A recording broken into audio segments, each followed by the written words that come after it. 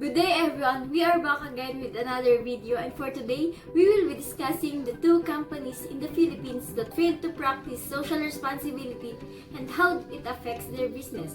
By the end of this video, you will learn the pros and cons of practicing social responsibility.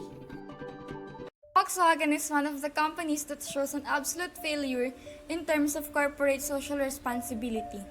The company deliberately set out to design a means to circumvent emissions control, a stratagem known at the highest levels, with the aim of giving the company an unfair advantage over its competitors that made it the world's #1 car maker, in large part on the basis of its supposedly environmentally friendly cars.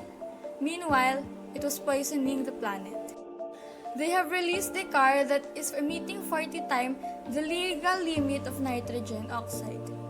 Volkswagen did everything they could to hide the fact that the diesel engine that they use were highly contaminating. What's worse is that the CSR department denied that they knew anything about it. The company decided that it didn't matter if its cars poison the planet as long as doing so allowed them to become the world's leading car maker. Another company that failed to practice corporate social responsibility is Unilever.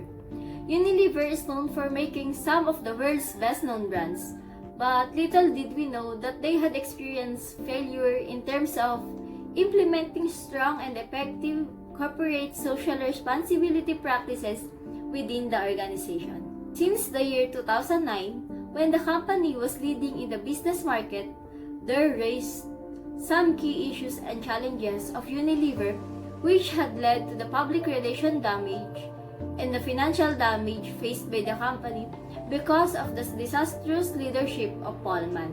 Paul Mann, in his leadership, put high emphasis upon the superficial feel-good policies and practices rather than keeping good emphasis upon the sound business decisions.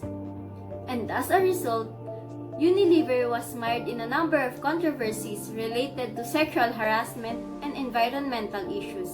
In the year 2006, there was a lawsuit which was filed against the company over exposure to highly toxic substances. In India, Unilever had to settle with approximately 600 workers over the exposure of mercury from a thermometer plant which is now closed.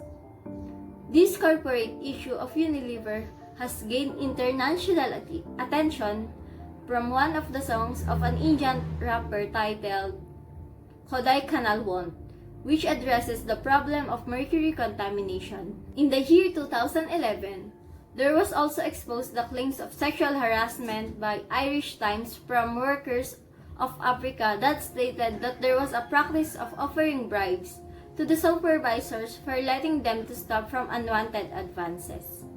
Another report of 2014 issued by the Netherlands-based Center for Research on Multinational Corporations had claimed that the already present system of balances and checks had failed to restrict the workers' abuse on the Kenyan state of Unilever, compromising of the poor housing conditions as well as the sexual harassments. Next to this is the South African business of Unilever was also accused for having collusion with the market competitor by the Competition Commission of Unilever. What are the pros of social responsibility? First advantage of it is it will improve the reputation of the company. People will be able to recognize the company's good deeds to the society and an environment that creates positivity to the customers.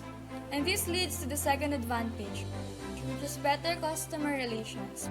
Practicing social responsibility is being involved and closer to the communities. This helps the company to build trust to its customers, which can lead to customers' loyalty. On the other hand, though social responsibility has a lot of advantages, it has also disadvantages for a company. First is the cost.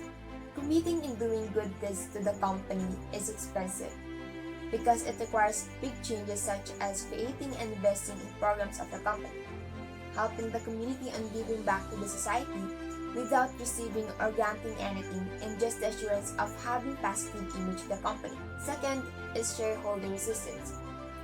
Some investors invest in a company that practices social responsibility because they are likely to increase profits company. However, not all investors risk their money in a social responsibility.